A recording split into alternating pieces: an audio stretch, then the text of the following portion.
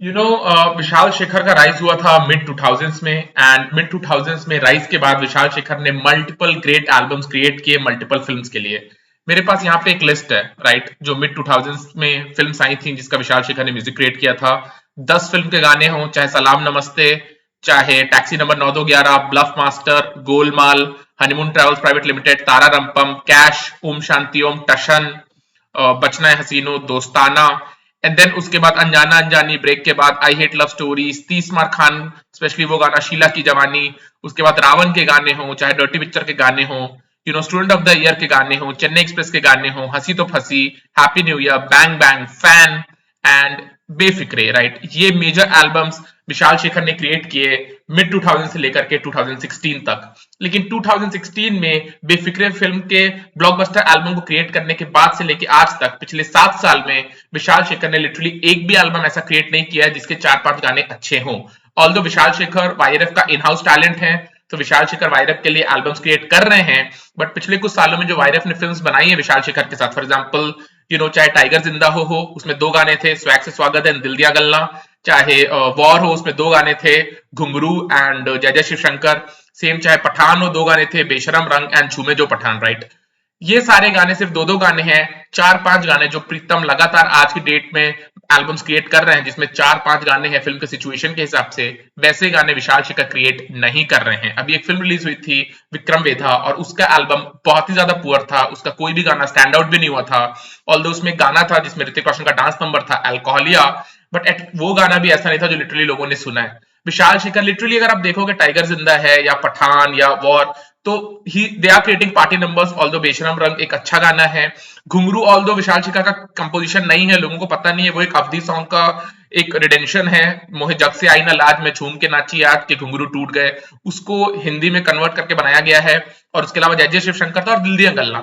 उसके अलावा अगर आप लिटरली देखोगे विशाल शेखर ने जो एल्बम्स क्रिएट किए हैं वो लिटरली स्टैंड आउट ही नहीं होते हैं, राइट। जो एल्बम्स बेफिक्रे के बाद विशाल शेखर ने क्रिएट किए हैं वो है टाइगर जिंदा है, 2 गाने, दिल दिया गल्ला एंड स्वैग से स्वागत। उसके बाद एक तेलुगु फिल्म का एल्बम क्रिएट किया था ना पेरू सूर्या, उसके गाने मुझे पता नहीं है। भारत भारत का एक गाना स्टैंड आउट हुआ था स्वैग से slow motion, and then War War के 2 गाने। उसके बाद जो भी एल्बम्स विशाल शेखर ने क्रिएट किया, चाहे आप खाली पीली का एल्बम देख लो, चाहे आप छलांग फिल्म का एल्बम देख लो, चेहरे फिल्म, बॉब बिस्वास, जयेश भाई जोरदार, विक्रम वेधा, इन सारी फिल्म्स के एल्बम्स बहुत ज्यादा पुअर हैं। सिर्फ पठान फिल्म और सिर्फ वॉर फिल्म और सिर्फ आप अगर टाइगर जिंदा है के एक एक गाने देख लोगे तो विशाल शेखर ने क्रिएट किए हैं।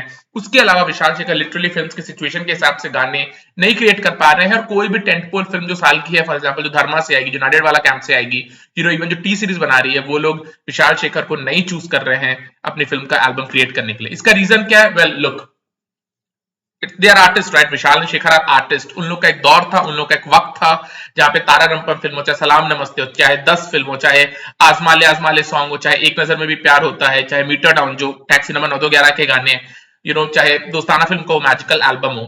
एक आर्टिस्ट का एक वक्त होता है, उस वक्त में वो उसके अंदर इंस्टिंक्ट रहता है जहां पे वो अपना ग्रेट आर्ट क्रिएट करता है। उसके बाद एक आर्टिस्ट का डाउनफॉल होता ही होता है।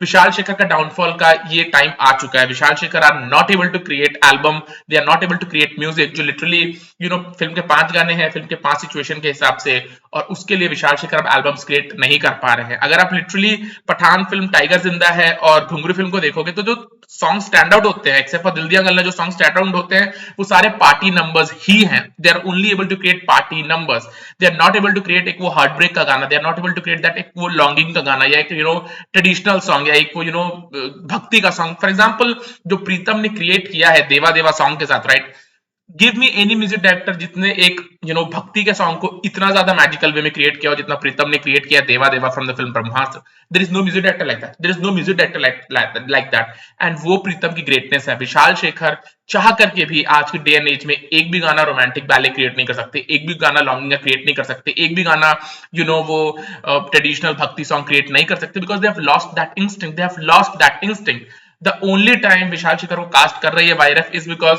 जो उनके फिल्म्स आने वाली, फॉर एग्जांपल टाइगर 3 का एल्बम भी विशाल शेखर क्रिएट कर रहे हैं। एक गाना उसमें पार्टी सॉन्ग होगा, वॉट एवर, स्वैग से स्वागत जैसे था, या जय जय श्री शंकर था, या बेशरम रंग था, उस काइंड ऑफ पेपी नंबर 1 होगा, एंड देन मे बी एक रोमांटिक ट्रैक होगा between Zoya and tiger in tiger 3। उसके अलावा जो भी एल्बम्स विशाल शेखर क्रिएट कर रहे हैं उसमें वो इंस्टिंक्ट है ही नहीं, people are not willing to go to them, they have lost that creative instinct, they have lost that creating instinct. Just like Shankar Ehsaan Loy, right, Shankar Ehsaan Loy का एक वक्त था, शंकर एहसान लॉय का एक दौर था जहां पे शंकर एहसान लॉय ने ग्रेट म्यूजिक क्रिएट किया था, ग्रेट नंबर्स क्रिएट किए थे, लेकिन अगर आप दिल धड़कने दो का एल्बम हटा दोगे तो उसके बाद से लेकर के आज तक Shankar Ehsaan Loy are not the go to music directors for any director और एनी प्रोड्यूसर। शंकर एहसान लॉय जो एल्बम्स क्रिएट कर रहे हैं वो स्टैंड आउट नहीं हो रहा है, राइट। ए आर रहमान का एक वक्त था, एक दौर था जहां पे उन्होंने ग्रेट म्यूजिक क्रिएट किया, जहां पे वो हिंदी सॉन्ग हो चाहे तेलुगु सॉन्ग्स हो चाहे तमिल सॉन्ग्स हो, वहां पे वो गदर मचा रहे थे। लेकिन लिटरली ए आर रहमान अब हिंदी फिल्म का एल्बम क्रिएट नहीं कर सकते, he is not able to create even Tamil songs, right.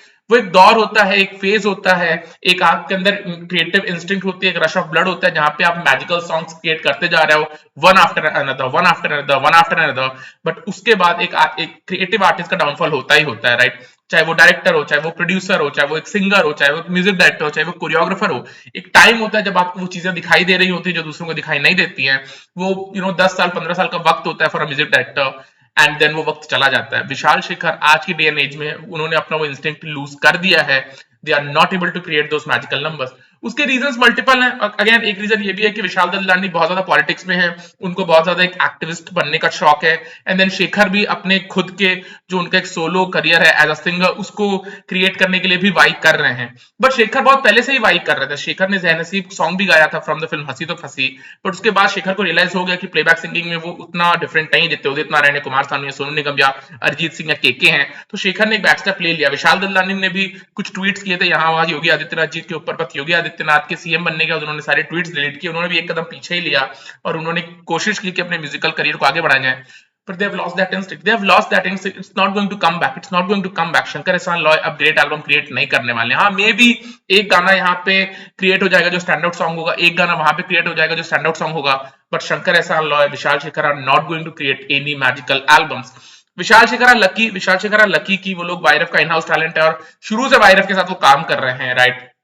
For example सलाम नमस्ते हो, चाहे तारानंपम का एल्बम क्रिएट करना हो, थोड़ा प्यार थोड़ा मैजिक का एल्बम क्रिएट करना हो, दोस्ताना स्टूडेंट ऑफ द ईयर, तो they have collaborated with Dharma and YRF on multiple albums. And YRF आज की डे एंड एज में जिस टाइप की फिल्म्स बना रही है, जिस टाइप की एक्शन फिल्म्स बना रही है, वहां पे वो 5 गाने नहीं चाहती है, right. They only want 2 songs, उसमें से एक गाना पार्टी नंबर होना ही चाहिए, एंड देन एक गाना मे बी हीरो को सेलिब्रेट करने वाला हो।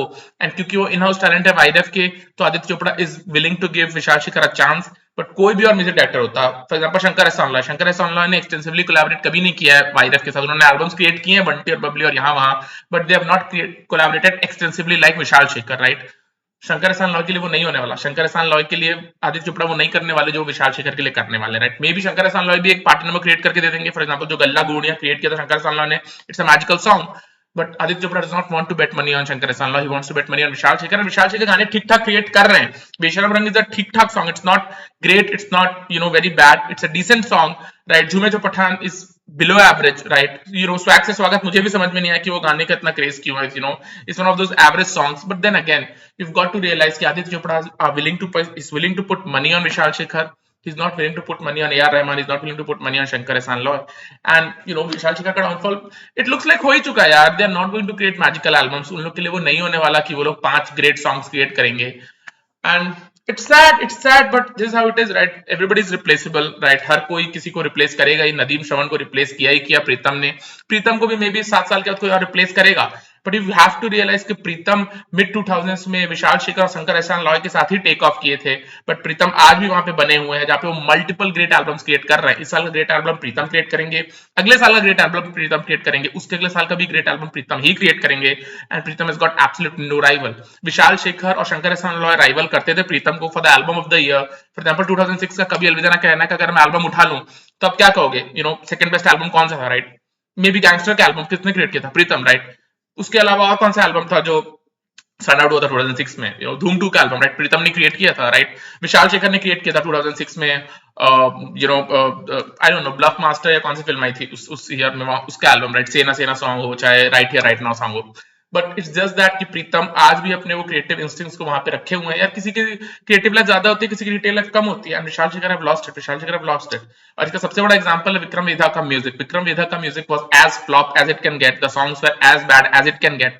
एंड अल्कोहलिया सॉन्ग जो कि एक टिपिकल सिचुएशन में उस गाने में आता है जहां पे दारू पी करके एक अड्डे पे ऋतिक को डांस करना है, वो सॉन्ग स्टैंड आउट ही नहीं होता, लोगों ने गाना सुना भी नहीं होगा और सुनेगा भी तो उस गाने में कुछ है नहीं. It's sad, but this is what it is. Vishal Shekhar are not going to create any albums from here on. Maybe वो एक दो party songs create करेंगे for Vairaf and here and there, but it's over for Vishal Shekhar. They cannot compete with Pritam. It's sad, but this is what it is. चलो, bye.